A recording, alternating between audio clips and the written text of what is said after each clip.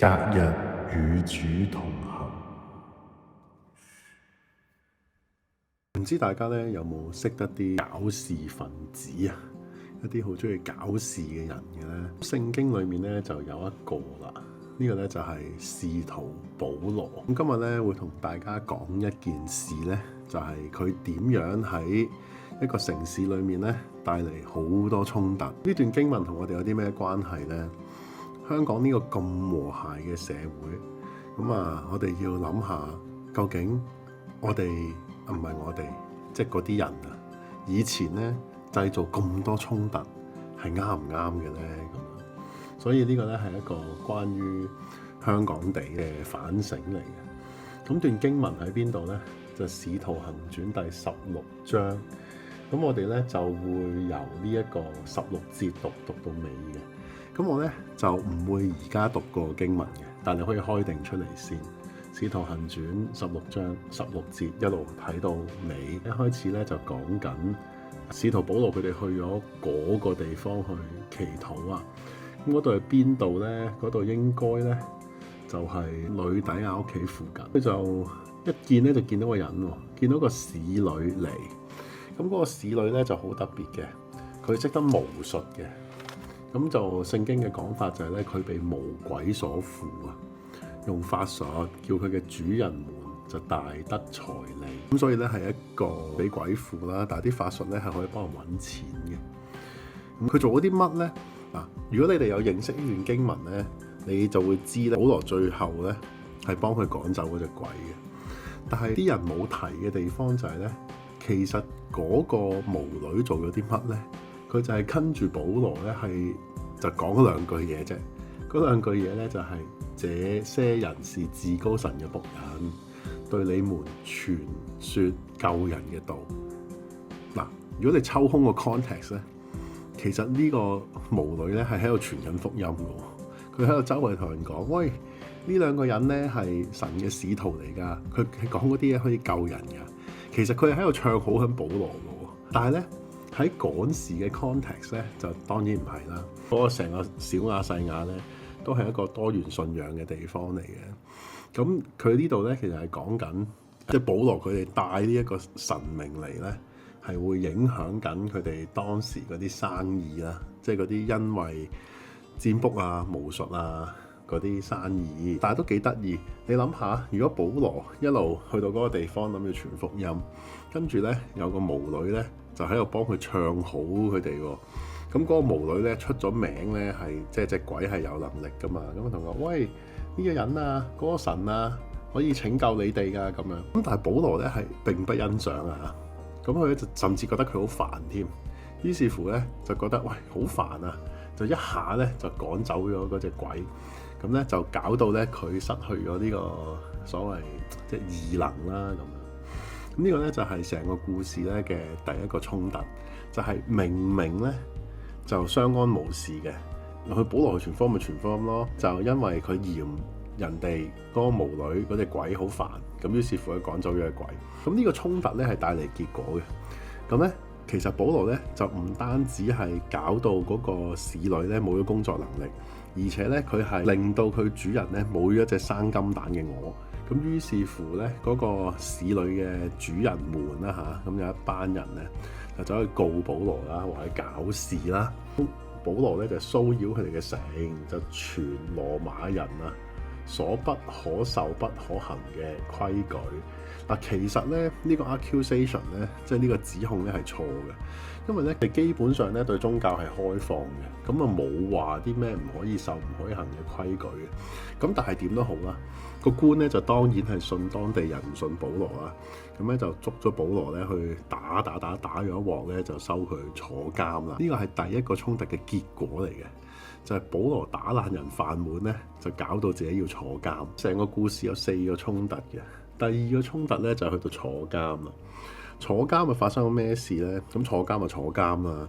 但係保羅咧同佢當時嘅同伴西拉咧，半夜喺監獄嗰度咧，又唱歌又祈禱，嘈亂巴閉啦。咁咧本身咧已經夠煩擾噶啦，因為咁你唱嗰啲歌咁講耶穌啊、成啊咁樣，但係咧更麻煩嘅就係咧，神咧整咗個神蹟嚟喎，地震咁咧就震開所謂叫木狗啦，即係嗰啲其實係擺腳嘅孖葉啦。咁咧就搞到咧佢哋就可以即係震爛，應該係震爛咗個監獄。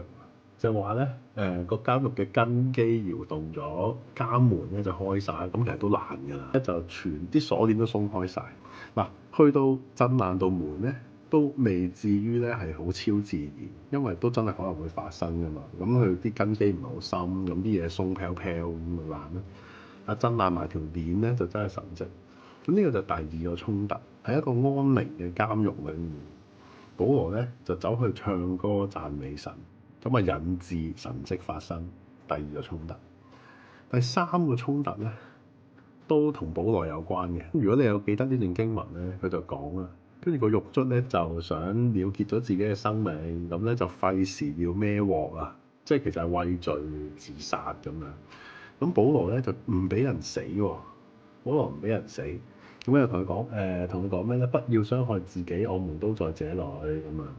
咁咧就啲冇 jailbreak 到，即係只係唔小心行咗個神蹟。跟住咧出現咗個名場面啊，就係咁佢問佢哋點先可以得救咧？咁呢度咧獄卒佢講嗰個得救咧，似乎照計咧就唔係基督教意義裏面嘅得救嚟嘅。佢可能都係講即係點樣可以搞翻掂單嘢啊咁樣，即係大概係咁嘅啫。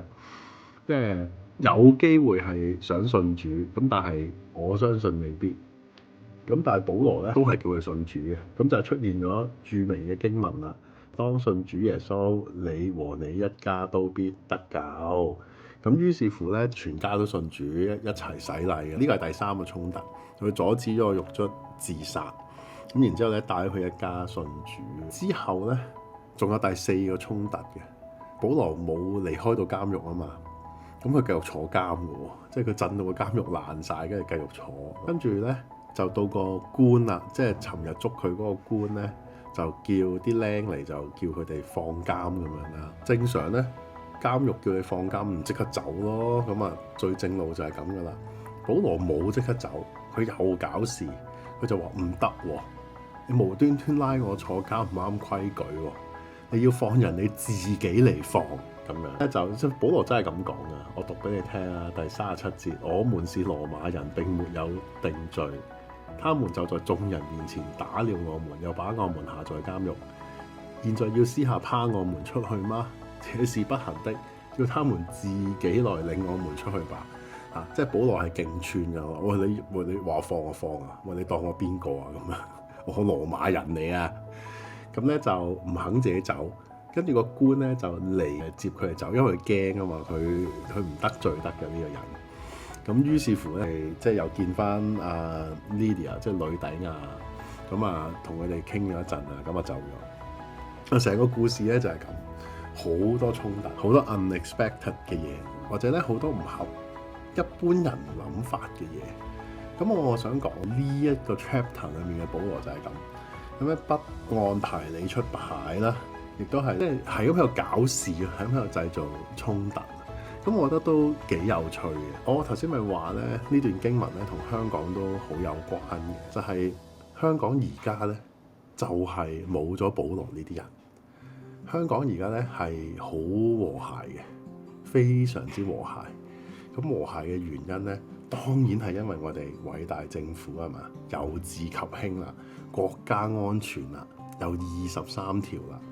即係疫情又過去咗啦，啊同中東又簽咗啲唔知咩貿易協議啦。我哋香港人咧就嚟咧要去科威特嗰度掘油田啦。即係而家香港好和諧嘅，咁咧即係無論係官府嘅宣傳又好啊，定係民間嘅狀況咧，香港都和諧嘅。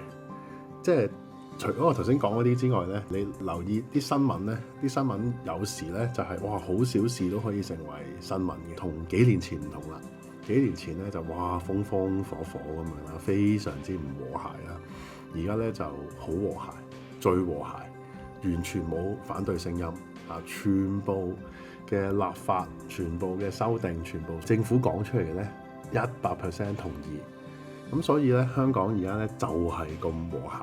就係咁單一，甚至係有啲外國人士咧都覺得太單一得滯，就係咁。香港而家嘅問題咧，就係連外國人士啊都覺得咧冇咗反對聲音好靜嘅。但係香港係咪完全冇反對嘅聲音咧？又唔係冇嘅。咁但係我陣間先再講。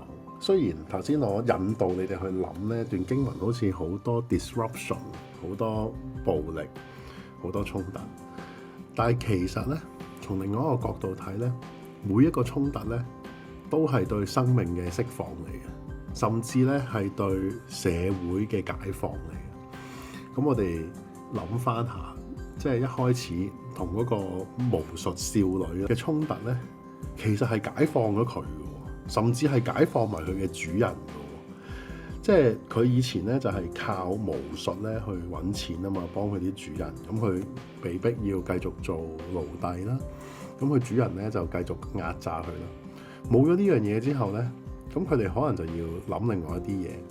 咁聖經冇交代，究竟個女仔係咪要繼續做奴隸咧？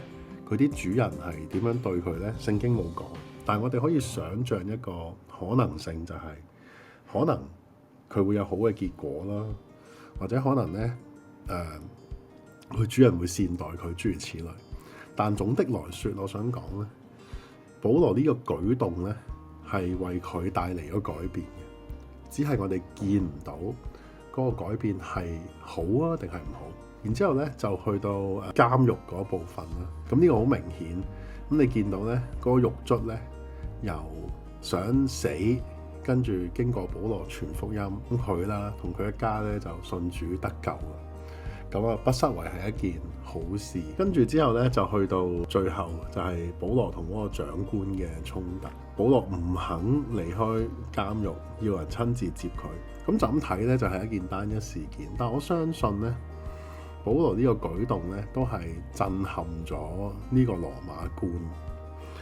咁所以我想講嘅係乜嘢呢？保羅喺度帶嚟嘅衝突呢，係有神嘅幫助喺背後，甚至我可以激進啲咁講，係上帝要求或者上帝希望佢有呢啲衝突嘅。咁我唔係亂講嘅，即係喺保羅做嘅幾件事裏面呢，你見到有神蹟伴隨啦，有人得救啦，生命得到改變啦，即係你見到鬼一趕就走，保羅一唱歌讚美，地震，監獄打開。所以如果你要問我呢段經文想講咩，呢就係喺衝突裏面咧，其實我哋係唔應該怕衝突，或者其實衝突咧係帶嚟生命、帶嚟城市轉機嘅嘢嚟。我哋學唔學得到咧，好難講。但係至少咧，保羅係做得到嘅。即係保羅去 confront 嗰個邪靈啦，保羅咧喺俾人打完一身，同埋喺監獄裏面咧，佢唱詩讚美神、祈禱。另外咧就係佢喺可以逃獄嘅時候，佢選擇咗要跟規矩做，或者咧係要個官府跟規矩做。咁佢呢啲種種舉動咧，就咁睇表面睇係一啲衝突，但係背後其實佢帶嚟城市好多轉變。咁我想講點解我會諗呢段講道，或者點解我會講呢個信息咧？就係我紀念香港一個製造衝突嘅人，就係蔡淑梅醫生。咁我諗聽我 channel 嘅人咧，都應該會留意到呢一單新聞。就係單新聞就係講佢喺疫情嘅時候就簽咗萬幾張嘅針紙啦，就判斷啲人係唔適合打針啊，即係判斷嗰啲人唔適合打針，咁啊唔使打啦。咁而呢件事咧係俾政府告啦，用啲方法 charge 佢啦。但總的來說咧，就係打壓一個咁樣嘅人，至少我係咁樣睇呢件事。咁蔡淑梅醫生咧就係一個製造衝突嘅人。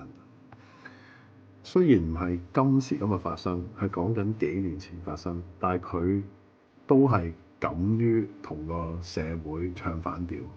當時嘅社會就係大部分嘅人咧都相信疫苗，政府不斷咁宣傳。咁但係咧有人唔信嘅，咁嗰啲人咧唔信疫苗嘅人咧，當時生活咧都艱苦，會返唔到學。會冇工作啦，會去唔到餐廳啦，咩地方都去唔到啦。蔡淑梅醫生咧 ，in a sense 咧，就係代表咗呢一啲唔相信疫苗嘅人，同政府同成個社會發生衝突。佢最後嘅結果會唔會好或者乜嘢咧？我唔敢講。不過咧，睇翻聖經咧，其實喺保羅喺成件事裏面咧，佢自己都受苦嘅。佢俾人打坐監啦，即係雖然我哋見到個結果係好 glorious，但係其實要做咁多衝突出嚟，要改變社會，要扭轉身邊人嘅命運咧，唔係咁簡單嘅，要好多勇氣。如果我要喺呢段經文裡面learn一啲嘢，令到我哋有勇氣咧，咁我覺得唔好怕衝突咯，同埋要諗下衝突其實係有結果，咁啲結果咧未必對自己好 favorable，咁但係整體來說咧，佢係令到身邊嘅人變好，令到呢個世界變好，或者至少令到呢個世界有啲變化。咁喺我哋呢一個咁安靜、咁和諧、咁合一嘅社會，似乎咧就好難去做啲咩變化、改變啊！好多人都選擇唔出聲啦，或者係轉做其他嘢啦，心奸細作啦。咁各人都有自己要背負嘅包袱，即係絕對明白。咁大家都要變得好小心。咁但係希望保羅呢個故事俾你睇咧，到一樣嘢啦，就係衝突咧，有時對於啱嘅事咧係必須嘅。希望大家唔好忘記，衝突並不是完全沒有價值，甚至咧衝突咧係上帝救人嘅方法嚟嘅。願上主賜福俾大家，做一個勇敢嘅人，做一個唔怕衝突嘅人。